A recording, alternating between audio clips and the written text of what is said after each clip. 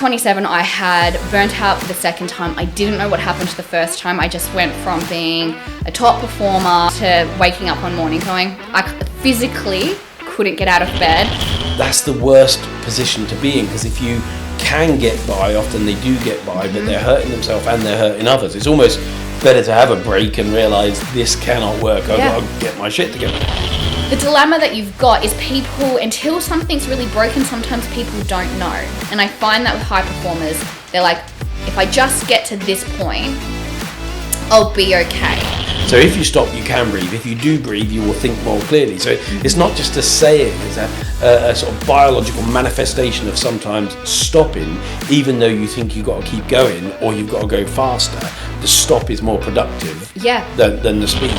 If you've not had a good night's sleep, how rational are you in the morning? How easy are you to annoy? And she said, when are you going to be the little boy that you never were? Yeah. And it's like, and it hit me like a punch in the stomach. But if you're physically tired or there's something, a health issue going on that you're not really quite sure of, it's probably something's not quite right with stress, because stress has a profound impact on our physical well-being.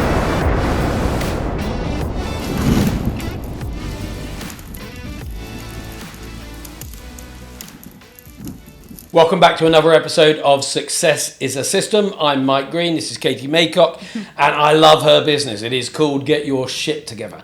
And, you know, that sounds really punchy, but really it's about stress, burnout, anxiety, the sort of things that stop us from being optimal in life or in business. And so I know from all the mentoring that I do that there are so many people dealing with it. Some of them don't even realize they're dealing with it, but it is costing them, it is hurting them, and it is stopping them getting the growth that they could get. So thank you and welcome. Thanks for having me. We're really pleased that you would join us.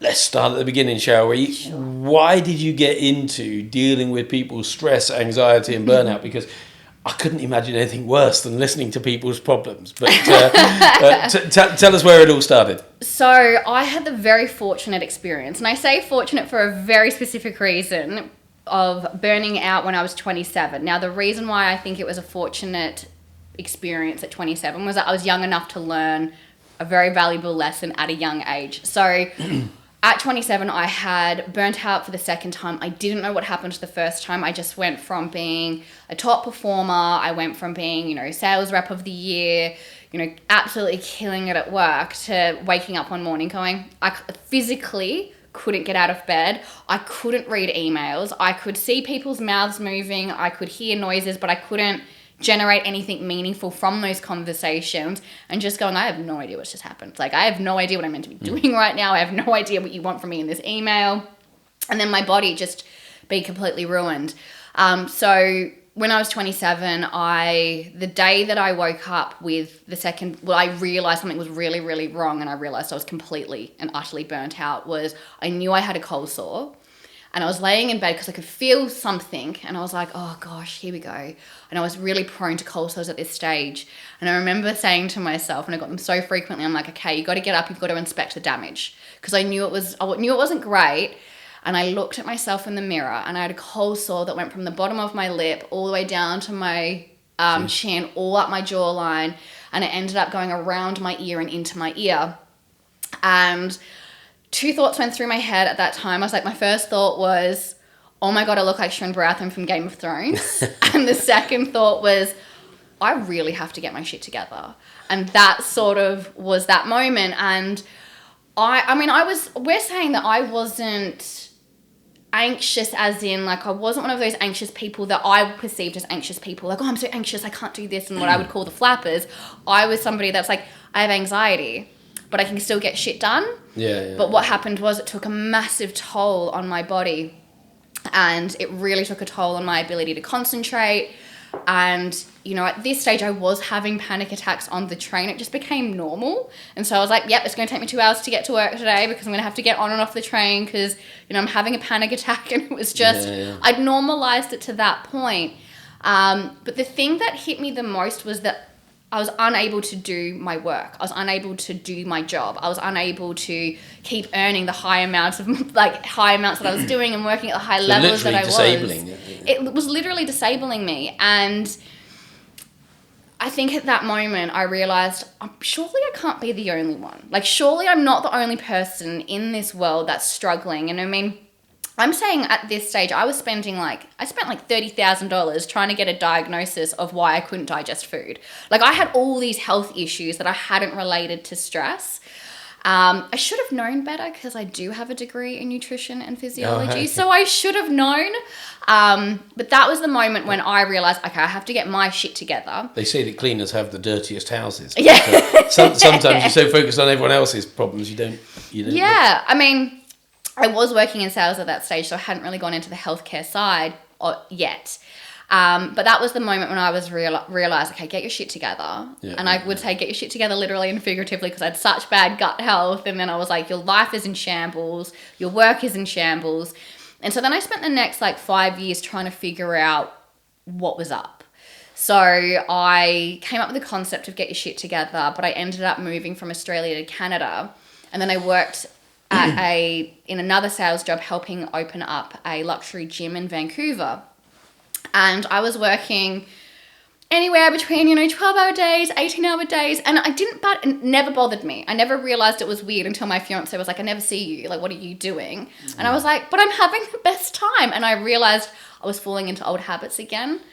So I ended up quitting that job after about a year and moving to Costa Rica and going, what is this addiction to stress? Like, why am I so addicted to this stress and why do I allow it to ruin my health and all that kind of stuff? So I figured it out and then realized I need to move somewhere where stress is a problem, and the options at the time were the States or the UK.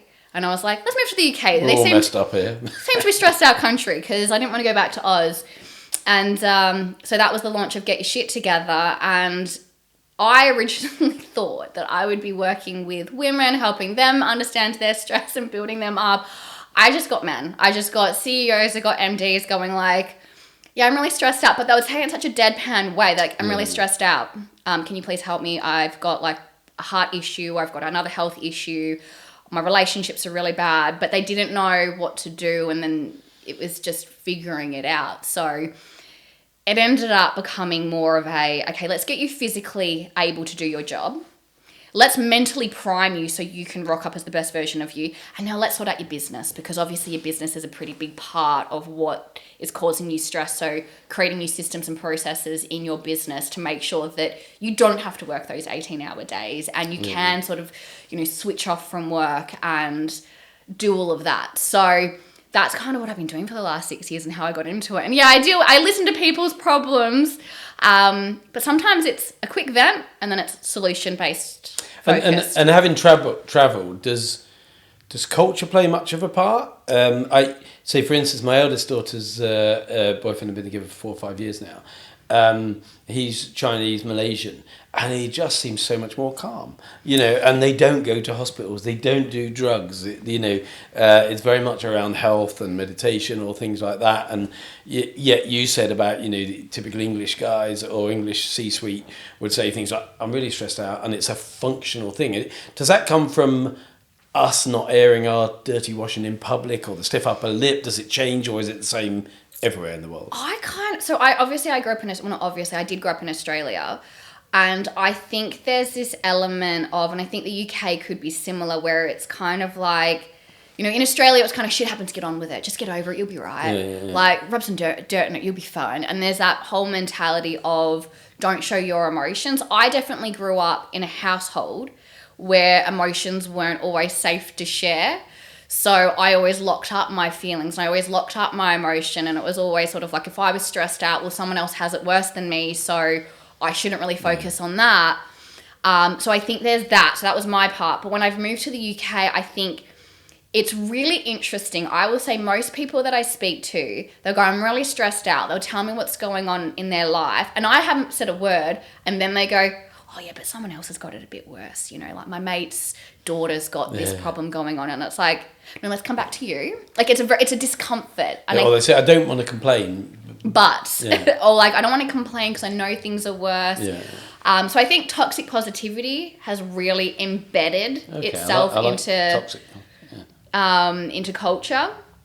I also think we're in a society where, or if you've grown up, especially sort of Gen Xers, millennials up to a point, and definitely boomers, there's a part where emotions wasn't really rewarded. There was no space to feel your feelings and then get to a solution and kind of come full cycle and then get on with it. It was kind of like, I feel really bad. I don't really focus on that because I either don't have the time or whatever it is. And then you bottle it all up.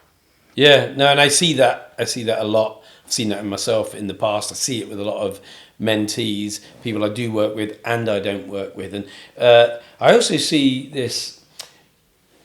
You talked about addiction, and actually a lot of people don't realize that stress and anxiety and these things can be an addiction because it keeps them on their toes, it keeps them alert and so on. And of course we hear about functioning drug addicts, functioning alcoholics. And I almost think that's the worst position to be in, because if you can get by, often they do get by, but they're hurting themselves and they're hurting others. It's almost better to have a break and realize this cannot work. I've got to get my shit together. To what degree, or what are the symptoms, one, of people who are functioning that you might not realize, but also of someone who is on the steps towards that breakdown? Because it's one to recognize it in ourselves, but also to recognize it in others. Yeah. So first things first, let's talk about the difference between pressure and stress, because this is where everyone gets it wrong. So when we're looking at, because people will come to me like, yeah, but there's such a thing as good stress. And I like to use different vocabulary, because I think if we use the same vocabulary, it's a slippery slope. It's like, oh, it's good stress. It's not bad stress. A couple of drinks is all right. Yeah, exactly. So pressure can be a very, very good thing. So I always talk about the pressure performance curve. So obviously we need certain amounts of pressure to perform as human beings, and we've always needed that. So even if we go back to the hunter-gatherer times, we might not have had the pressures that we have today, but we would have had pressure of, okay, we need to find shelter, we need to find warmth, we need to find food, we need to find water. And obviously those small pressures in a small period of time is actually a good thing, because it motivates us to move and find and survive in a way. If we don't resolve those issues, obviously it can lead to huge amounts of issues. Fast forward to modern day society, our pressures are a little bit different, and this is why it can be a little bit more complex, but we still need certain amounts of pressure to perform. And the way I look at pressure, it's understanding that you're working towards a goal, target, deadline, or whatever it is you need to achieve, and understanding it's completely dictated by your own performance and your own actions. So that's really important. And, pressure. So is that a responsibility thing? Is that, so when you say understanding it's your performance and so on, is that because people want to blame others for the anxiety, the stress, the burnout? Or so let's put this into context. So we live in a society where money is really important. We need to make sure we're having some type of financial stability or some type of finance to make sure that we can survive in this world. If we look at the whole Maslow's list of we need shelter, we need warmth, we need all of that to survive. We need money to make sure that we can cover those bases off. We also need it to thrive. To make money, you need to make sure that you can go get a job, which is completely on you. Like, you need to make sure that you go get a job. You need to make sure that you can perform at that job to make sure you can achieve your goals at the end of the day. Yes, things can get in the way of that, and that we can't take away from that. We're going through a recession right now. It can be more difficult to get a job, but we do know that pressure, we do need to make sure we have that. So pressure can be a good thing if it's utilized in the right way. Stress is the exact same model. So it's understanding you're working towards a goal, target, or a deadline, understanding it's dictated by your own actions and performance, but you then start to lack a resource. And this is the easiest way to understand, am I stressed out or am I actually working well under pressure? I talk about the 5 categories of those resources that you need. The first thing is energy. Now, let's say you have been working under pressure 100% of the time. That's not realistic. Your body can't live under 100% pressure. You physically, mentally, and emotionally can't do it, because what happens is it's very energy draining. We all know we've had moments where we've had to work really hard to get a project across the line or get a deal across the line or whatever it is. And, if we then get into the habit of taking a bit of a step back and, I can restore my energy now. We recognize, actually, I'm really tired. Let me have a couple of days off and we can restore that energy. what people can do is, because it is addictive, because you've achieved your goals, you've been rewarded, you can kind of stick into that moment. It can be really energy draining. The second thing is time. If you don't have enough time to achieve the target you need to achieve or want to achieve, it's definitely going to cause stress. Then the other one is support. So the third category is support. So this really does come into different categories. If we look at the workplace, if you have a crap manager, it's really going to cause you stress. We all know that. More emotion than actual physical support, or emotional support, or both? Both, right? So emotional support would be, you're doing a good job, all that kind of stuff. Okay, you're having a rough time. How can I support you? If you're a manager and you're sort of leading with fear, that's going to have an emotional drain on somebody, which will then physically impact them as well. Yeah. But then you can look at support from the physical standpoint as well. So if you're not well and you need someone to support you with that, that's understandable as well. So support comes in all different forms, and I think that's something we have to understand. The fourth one is skills. Now, you need to make sure that you have enough skills to achieve what you want to achieve. Now, obviously, when you're working really well under pressure, you might come into challenges, which is going to allow you to develop skills, which is completely fine. But if the skill makes sense to where you're currently at. Okay. So let's say you need to level up to maybe you're at level 0 and you level up to level 1. Pressure can help you get to level 1. Yeah. But if someone goes, okay, you're at level 0, but I need you to be at level 20, it's unrealistic and it's going to cause stress. It's going to be demotivating because you're not going to have that positive reinforcement. You're not going to have those wins that you need to. It's too big a step. Yeah. It's too big of a step. And if you think about, as human beings, we have dopamine as a reward center, which allows us to feel great when we achieve things. So if you're trying to go from 0 to 20, you're just going to feel like you're a failure, which is going to be exhausting. And then the final thing is what I call rewards, recognition, or finances. So if you lack finances and it's really stressful, if you lack finances, it can be stressful if we're looking at modern day society right now and the recession that we're in. But I also then look at it in a workplace setting, rewards and recognition. If you keep doing the same thing and you don't get recognized and you don't get reward, whether it's from yourself, so that internal reward and recognition, and this is something that the people that I work with, because I work with a lot of high performers, they don't typically take a step back and recognize how great they are and how much work they've done. They're like, yeah, but to the next thing. They don't, it's like they repel any type of positive reinforcement. And that can be quite damaging, but also having that reward, you need to make sure that you're achieving that. So they're the 5 categories. And so if you're looking at yourself and you're going, am I working well under pressure? The first question is, am I working only under pressure and not ever giving myself a break? If that's the case, you're going to have low energy regardless how much you're lying to yourself and how much you're caffeinated, whatever it is, it's going to impact you. But the next thing would be to really ask yourself, am I actually missing a resource here? Do I have energy? Do I have the time to achieve? Do I have the actual skills? Do I feel supported? Am I getting the rewards and recognition that I need to make sure that I can keep going forward? When you work with people, do you give them tools or templates that they can use as a kind of almost a measure of that? Because I think sometimes Anthony Robbins used to talk a lot about interrupting people's state, and sometimes they're so on the hamster wheel that they can't see it. As you were talking there, I was conscious that at the height of building my business, and I realized it was a lot of self-pressure because I had a date. I'd set a date 10 years before, and that was starting to loom. And so I would think, I know I need sleep, but if I get 4 hours sleep here and then I can get 30 minutes of the 46-minute train journey, I'll probably fall asleep. And I've got this long taxi drive from Farringdon to Hammersmith, and I'll get half an hour. And I would try to piece together. I knew it was important, but rather than saying I need 7 hours all at once, I would kid myself it was okay to patch it together like a patchwork quilt. So I thought I was putting the pieces together to an equation that would still add up, but it doesn't add up. It didn't add up. So let's just talk about sleep. There's no such thing as catching up on sleep. That would be like saying I can go back in time. You can't go back in time. Once you've missed sleep, you've missed sleep. Too late. Yeah. But I think a lot of the times with the clients that I work with, usually what's happened, something's happened to them. So they're physically not well, or they're not performing at their level, or they're recognizing things are starting to slip in their personal or professional life. where I would love to get to people is that kind of like slap in the face where it's like, you are going to burn out. You're on the road to burnout. But a lot of the times you don't know until you're like, you're sick. Like, I didn't know I was burnt out until I was probably quite close to going beyond burnout. Like, I'd normalized my anxiety. Like, I got diagnosed with functioning anxiety disorder, which I'm like, I don't quite know how that works, but it's like, I'm anxious, I'm functioning, it's not interrupting my everyday.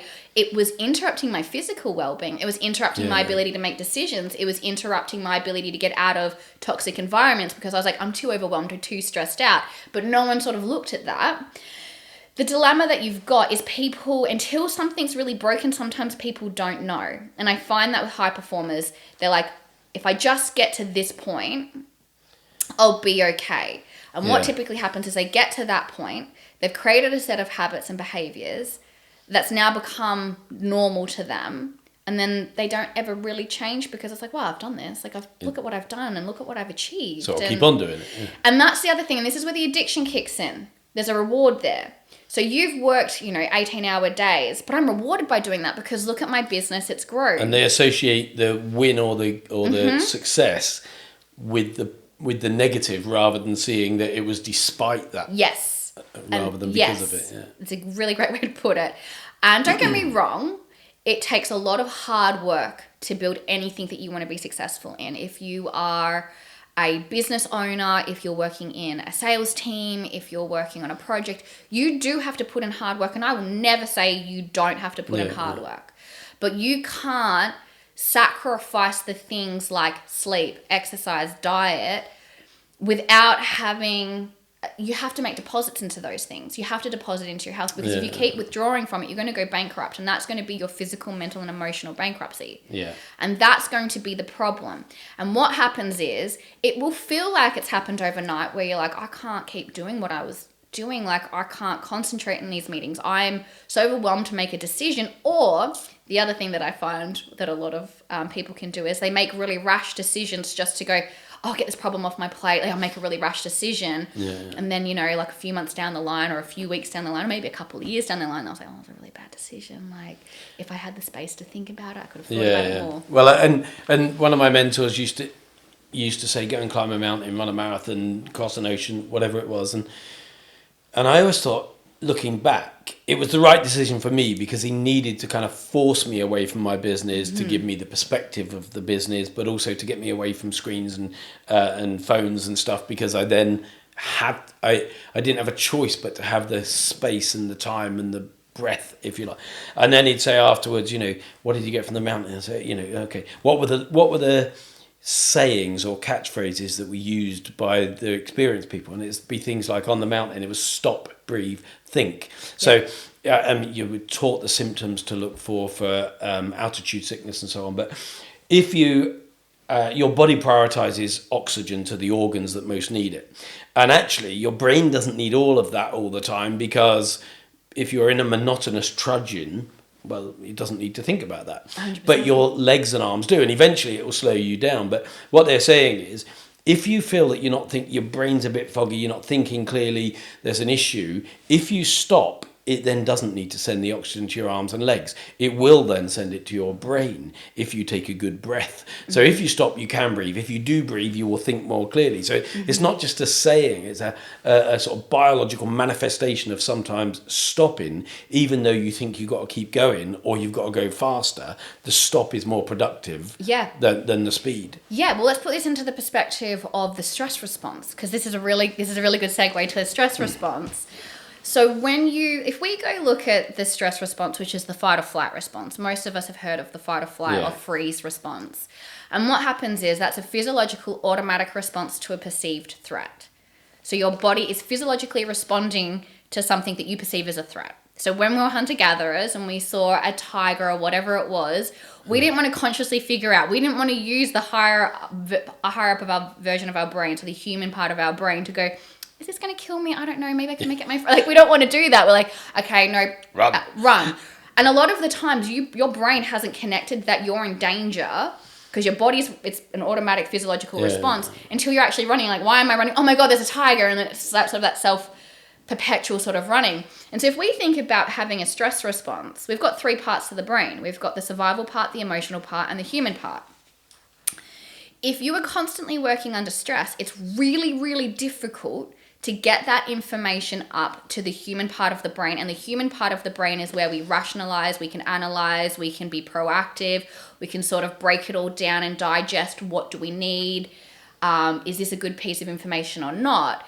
And that's something that if we're constantly under stress and if we don't sleep enough, we're not processing information as well. It's so difficult to get into the human part of the brain so you can make really good executive decisions to actually solve problems. And a lot of the times, most of us have had an experience where we're like, got this really big problem, I don't really know how to deal with it, I'll give it some space, and then you're out walking or you're in the shower or whatever, it's like, oh, here's a really great idea. So important for business owners who are scaling their businesses. So important. No, I absolutely get that, and I see it. I always think sometimes you're better off living your life backwards, because the older you get, the more you see it, but you really needed it 20, 30 years before, if you like. But we talk a lot about sleep. We know that's important, often more important than getting in the gym at 4 o'clock or something. I mean, they're both important, but not 4 o'clock necessarily. And we hear people say, I only need 4 hours sleep. I need 8 hours sleep. Is there kind of science? People say you've got to have 8 hours, but some people, 7 is enough probably. What is your recommendation around sleep? I hope you're enjoying this episode of Success is a System. Come back every fortnight to hear tips, tricks and systems to make you the best business person you can be. Visit my website, mikegreene.co.uk for information on my mentorship, and follow on all my socials for bite-sized pieces of advice. Thanks very much. Now let's jump back into this week's episode.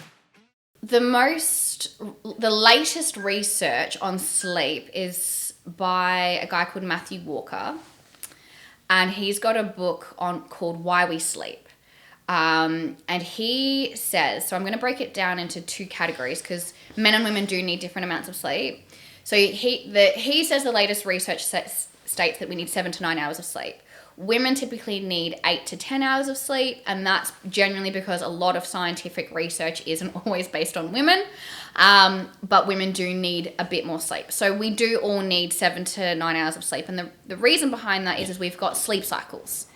So And so what happens, and we've got different sleep cycles that happen at different stages of night. When you say 7 to 9 or 8 to 10, you're not saying so 8's enough. You're saying somewhere between, depending on your cycle and what you're going through at the time. Yeah. So for instance, if I had a really busy time at work and I've been going to the gym and I'm doing all of that, I might need just a little bit more sleep just so my brain can process and my body can repair. Because if you think about why sleep is so important, the whole idea of it is to regenerate your body, so restore your physical well-being. It's there to make sure that you're restoring your mental well-being. And when we're talking about mental well-being, we're talking more around the cognitive function.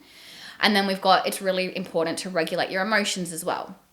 So making sure you're going through all those different sleep cycles. So earlier on in the night, you're more likely to restore your physical well-being. And then later in the evening, so early mornings and things you're actually doing the regulation of the mental and the emotional. Okay. So that's why we're saying that. So when we're talking about sleep, we're kind of like, it's just to make us feel a bit more energetic in the morning. I'm like, no, just think about a time where, like right now, I'm a little bit sleep deprived because my neighbors have got water hammering going on and it's real annoying. It keeps waking me up. But you think about it, like if you've not had a good night's sleep, how rational are you in the morning? How easy are you to annoy? Like how quick are you to anger or withdraw or be frustrated or be emotional, whatever it is.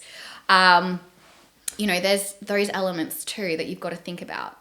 And, often, as you were saying that, the annoy bit, I was conscious that we often have least patience for the people that we most love. Yes. In the sense that social norms say you can't, in the workplace, you can't fly off the handle at people and you can't just like tell them what you think often, even though I probably do and I'm known for it. But in the absence of doing that, you tend to come home and there's this kind of valve that has got to release at some point.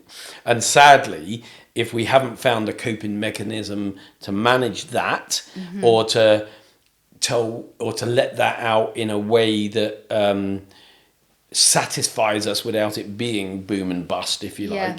We tend to bring it home. So what are the way, I mean, is that a big issue? Is that a constant, or is it just something I perceive from the conversations I'm having with people?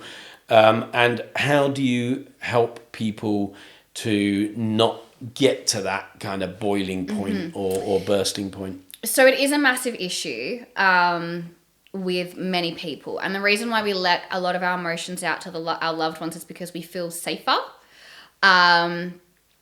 So we're not, obviously, we know it's not socially acceptable to be screaming and shouting or whatever it is in the workplace. But when we get home, we have a bit more grace. And so we can and we think do they'll that. forgive us. But Well, they probably have forgiven us, but that forgiveness doesn't always last, right?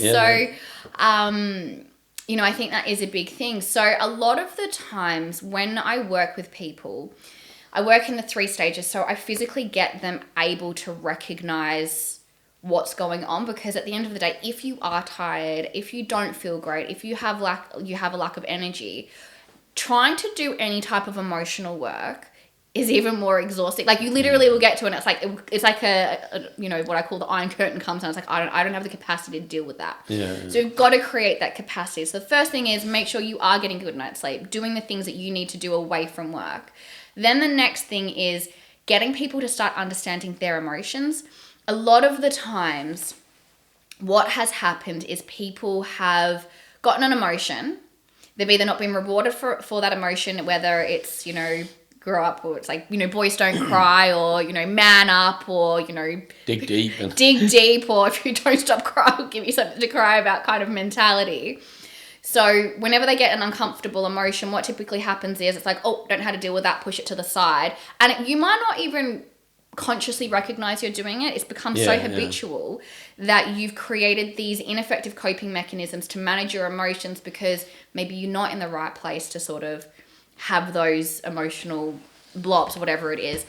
But the dilemma is the more you store it to the side, the more difficult it is, you know, it's going to blow up at the end of the day. So the first thing that we've got to do is get people to sort of feel their feels at the end of the day, and start getting a bit more comfortable with feeling their emotions. And something that I think a lot of people... So when you say feeling their emotions, is that like, is that exploring why you feel that way, or is that just accepting that you have these feelings? Accepting. So you've got to accept that you're going to have these emotions, and you've got to sort of, like, it can take a long time to break down that wall, because if you're unconsciously doing this, it's really hard to feel emotions. Like, I remember...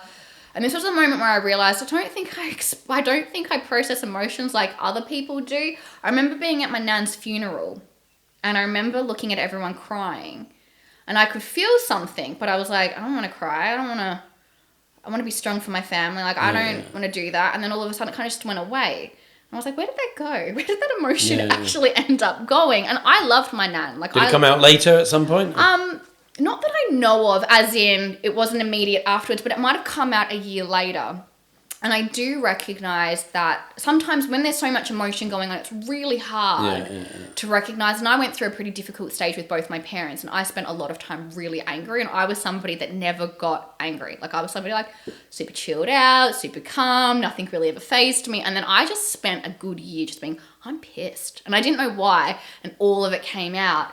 But that's what you have to do. If you don't vent it along the way, it will. If you don't even recognize, like, for instance, now when I get angry, I'm like, I'm angry. Like, what's going on? Like, obviously, if there's something directly in front of my face, but even then, I'm like, why is this annoying me? And then it's easy for me to go, okay, something else is going on. Okay, that's an emotion. Feel it out. What's really good with emotions that you need to understand, and they're literally something that's so powerful, because I call it the compass. Your emotions are going to let you know how you're doing. And what that can give you, it gives you information of things that you need to change or things you need to heal from.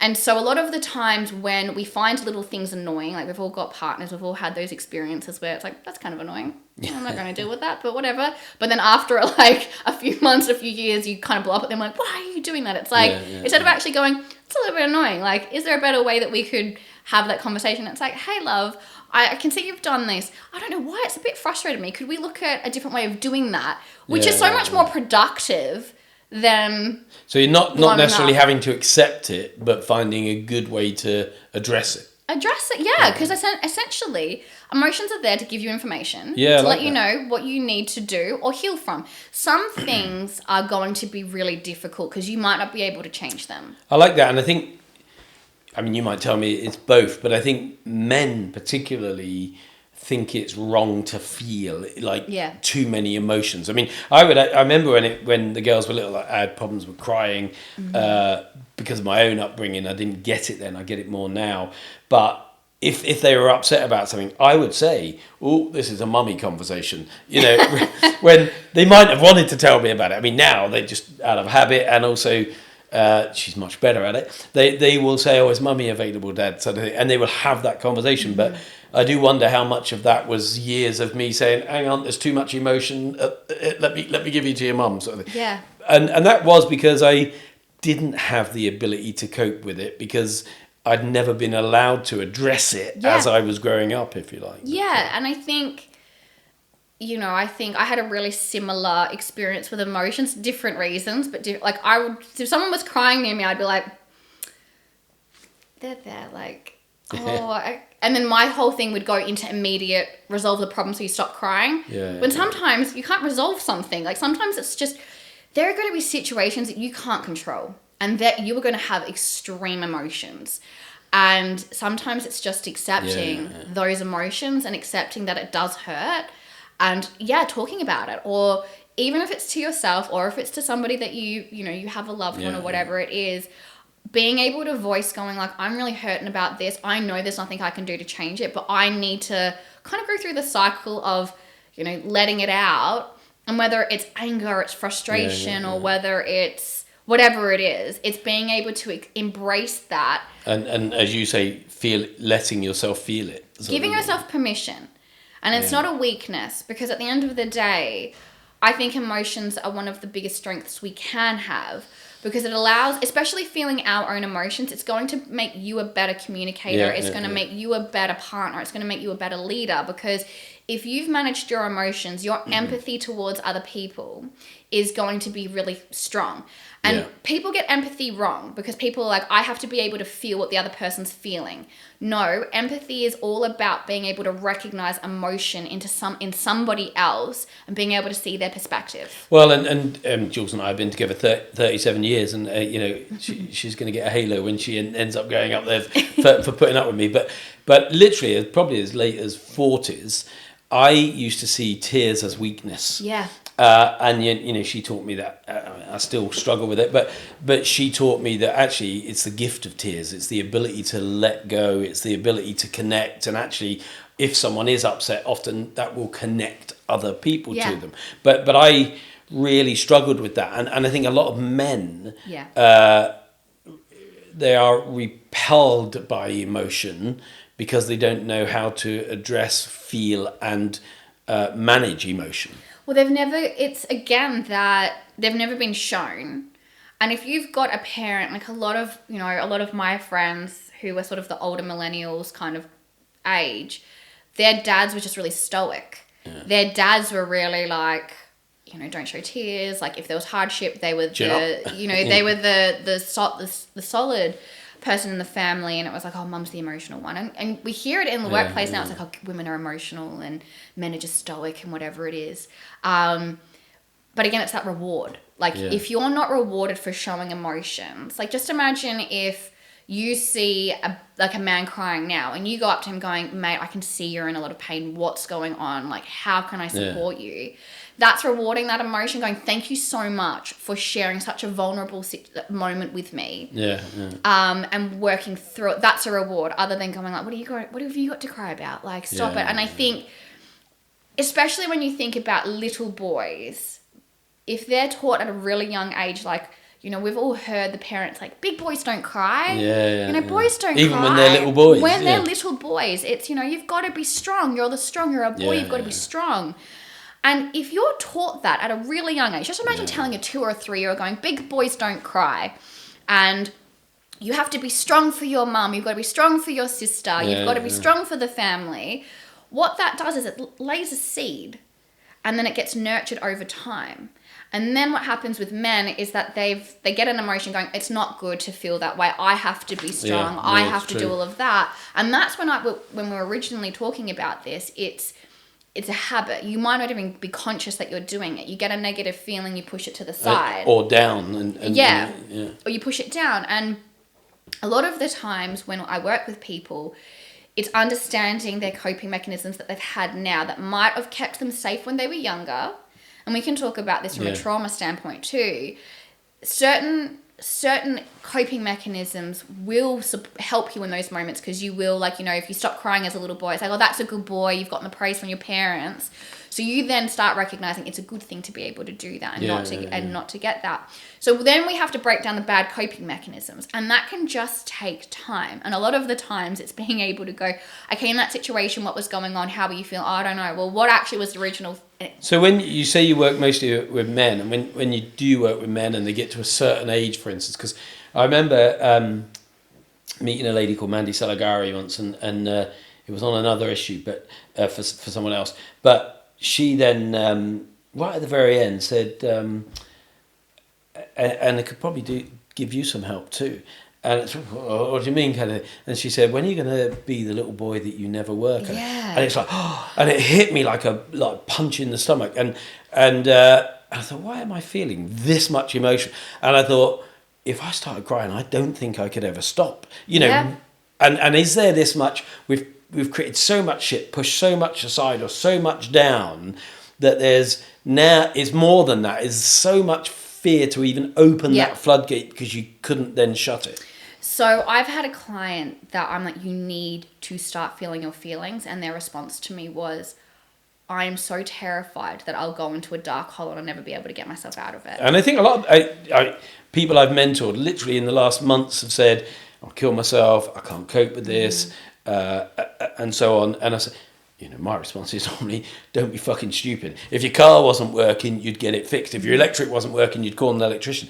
This is not to be toyed with. Go and get some proper help. I can give you some tips, but go and speak to a professional. This needs help. But there is this fear that I'm running my business, I haven't got time for this, and all these sort of things, which comes back to your supports, I guess. I think when it comes to, like, my question to the audience of whoever's listening to this would be, how many times have you said, I don't have time to deal with this, and it is something to do with an emotion, or if someone else's emotion, like, how many times have you seen somebody, like a loved one, like going through an emotional turmoil and going, oh, I don't have time to deal with this, like, I need you to sort it out. Like, you do it to yourself. That's a reaction that you've probably done to yourself. And I think there's an element of, yes, go get some support from, you know, a psychiatrist or psychologist, whatever you need. And this is where it sort of comes into the medication side. And I'm just going to talk about it for one split second, because I do think it's important, because we don't want to demonize antidepressants. We don't want to demonize them. But what we want to do is, antidepressants are something that you should be using with talking therapy, because that way the antidepressants you don't want to just deal with the symptom, you want to deal with the... Yeah, so the antidepressants, in my opinion, can give you the space to be able to work through what you need to work through without that heaviness. And a lot of people go to alcohol instead. It's just so hard, because I think there's such a demonization on Western medicine, and there's such a demonization on antidepressants in particular. But I think if you work with somebody while using them appropriately, I think it'd be something that can be really helpful. It can give you the breathing space to then address the issue. Exactly. And I think that's something from, you know, whenever I work with somebody who's extremely depressed, I'm not a therapist, but I always say to them, go get a therapist and do what they need to do. And I've had clients come to me apologizing to me, going, I'm so sorry, I'm on antidepressants. I'm like, why are you apologizing? Like, why? You need to do what you need to do to get you through this period. Like, don't ever be scared of doing that. And I think there's that element of shame. I'm like, it's not a shame. You should never feel shame for getting the help that you need right now to give you the space to deal with what you need to deal with. And I think when we're talking about that really deep, heavy fear, you know, if you start to open up a little bit of like, okay, what am I feeling? Where are these emotions going? And you go, okay, I'm really scared to open up the floodgates because I'm scared to go into that level of despair. Have a conversation with a therapist, see what you can do. And if you do need to take that medication. Never feel shame or guilt for doing that. Never, ever. It's just there to support you to get through this phase. And I'm conscious of time because it's just flying and I could ask so many questions. But specifically then, how do people connect with you? And what are the, is preventative mental health? Because people often might, as we get to a certain age, we go for a wellness check as a man or a woman and so on. So, and actually we may not know we've got an issue brewing that we might have brewing. So do you wait until you see the symptoms, or is it worth meeting with someone on a regular basis or joining a group? Or you talked earlier about your membership, which I'd love you to tell us about, but pigs don't know pig smell. So how do you know if you've got a problem? Yeah. So when we look at stress and burnout, understanding what it is. So burnout is physical, mental, and emotional exhaustion from prolonged stress. So I always say to people, get a really good understanding of who you are. So if you need to do a check-in with yourself every single day, and you ask yourself, and you break it into 3 categories, 0 to 10, 0 being I'm really not doing good, 10 I'm doing absolutely amazing. Ask yourself, how am I physically doing? Like, am I tired? Like, what does the body feel like? And rate yourself from 0 to 10. Yeah. And if you're finding that you're below a 7 more often than not, asking yourself, what is one thing I need to do to move forward? As human beings, we definitely instinctively know what we need. Like, we instinctively know what we need. So being able to tune in with yourself is really important. Do the same thing with your emotions, and do the same thing with your mental cognition. And so asking yourself, like, how's my concentration? So physical, emotional, mental. Yeah. And ask yourself, and do the scale, and you can just keep that going. Keep a journal of it. And this is how I keep in track of myself, because the dilemma with me, and I'm sure a lot of people out there will relate to this, I never really know that there's something wrong until there's something wrong. And so this keeps me in check. This makes sure it's like, okay, am I tired today? Yeah, okay, why am I tired? Well, my neighbour's bloody water hammering is going on. I need to get a bit more sleep. I need to deal with that. Send a copy of the podcast to your neighbour. Bless them. They're trying to sort it out. They've had people up. Anyway, it's a different story. The same thing with the emotional side. So sometimes I personally have struggled with my own emotions. So that's the one thing that I will push to the side. And so I have to check in with myself frequently going, emotionally, how are you really doing? Like, are you a bit overwhelmed? Like, what's going on? And what's one thing you need right now to support yourself? And sometimes it's just, I need to get off my phone. I need to have like a couple of days of digital detox. And the same thing with the mental. But that's one thing that you've got to do, is you've got to be able to check in with yourself, but you've got to be brutally honest. Like, you can't just like... You can't have, let's look at the positive or reason to be cheerful. Yeah. It's fact. It's like, facts. Like, you can't completely make up a story that you're completely fine when you're not. So you've got to be brutally honest with yourself. Something in you is going to be screaming. You've got to listen to that scream, because your body will let you know. And a lot of people are somatic, so they'll know physically rather than mentally and emotionally, because they're a little bit more difficult. But if you're physically tired, or there's something, a health issue going on that you're not really quite sure of, it's probably something's not quite right with stress, because stress has a profound impact on our physical well-being. And so if you're getting skin issues, gut issues, if you're getting like it's a manifestation of a bigger problem, or a different problem. More often than not, yes. So I usually find when people go, I've got really bad gut health, I've got really this, I can't eat, I've got all these allergies and it's come out of nowhere. I'm like, how's your stress levels? Like, it's fine. I'm like, let's dig a little bit deeper, because the minute you say fine, I'm not going to believe you. So it's really being able to be in tune with yourself. But I think it's being able to check in with yourself before. Brilliant. So you work with individuals, you do one-to-many sessions, and you do corporate stuff. Yeah. Tell us a little bit about how you work. So I do one-on-one coaching with MDs, CEOs, and founders. I only take on 10 clients at a time, just because otherwise it's too much. So I do that. I also work with corporate companies, so going in there, working with their teams. So I work in a dual setting. So I work with leaders, so supporting leaders to make sure that, first things first, they're managing their own stress and burnout. Yeah, and you said earlier that sometimes I come to you, say to you, can you come and help my team? And you use the expression, you put your own face mask on the first. Oxygen mask, So deal with your own issues before you worry about your team, sort of thing. Yeah, and again, it comes down to being able to, if you can understand your own stress, your own emotions, your own like what's going on with you and your own ability to perform and be productive, and what gets in the way of that, which a lot of it is stress, is going to make you a better leader. So I do that, but then I work with leaders helping them bridge that gap between themselves and their team so they can be able to spot the signs of stress and burnout, being able to apply the right pressure without letting their team fall into stress so they can have a really high, productive, profitable team. And then I work with teams as well. So helping teams understand what they can do on a day-to-day basis to make sure that they're doing what they need. I typically work with high-performing teams like sales teams and people in startups and scale-ups and stuff like that, because there seems to be high stress, high pressure and high stress. So, and that's just the nature of the beast. Like, I will never tell somebody I can come in and remove all of your stress. I can't do that, but what I can do is I can help you overcome it and create better systems in place to be able to deal with that better and help your team be able to deal with that better. So they're the two ways. And then I've also got a membership, because what would happen is I'd go and do these talks and I would go and do these sessions, and it's like, well, how can I get additional support? So I've created the Get Your Shit Together membership, where we do a webinar every single month and we do coaching calls every single week. And the whole purpose of this is to learn something new and learn a new coping mechanism, better understand yourself, but also then be able to use the information in the coaching calls to be able to, well, how do I apply that? And we've obviously got peer group training as well. So there's a community in there where you can talk to. I'm a massive fan of homework and a massive fan of doing worksheets and stuff like that. So we do journals. Yeah. So we offer all of that in that. So how will people find out about the membership programs you run? So if you can, I've got two websites.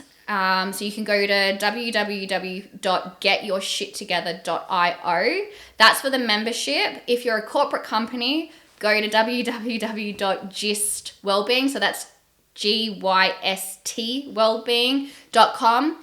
And the only reason why GYST exists is because some corporate companies don't like the word shit. But I go in there and I still say get your shit together. Or you can find me on LinkedIn. I'm on there as well. So that's easy to find me there. Brilliant. I could carry on talking for ages, but I know we've already got over the kind of target time. But thank you so much for spending time with us. And I feel that we'll have to invite you back at a future date as well. I hope you've enjoyed it as much as I've enjoyed it. If you've got any questions, you can find Katie on LinkedIn. You've got the website addresses that she's just talked about, and I'm sure she'll be only happy to pick up a conversation with you. Do share, do like, do subscribe, and we look forward to seeing you again on another episode of Success is a System.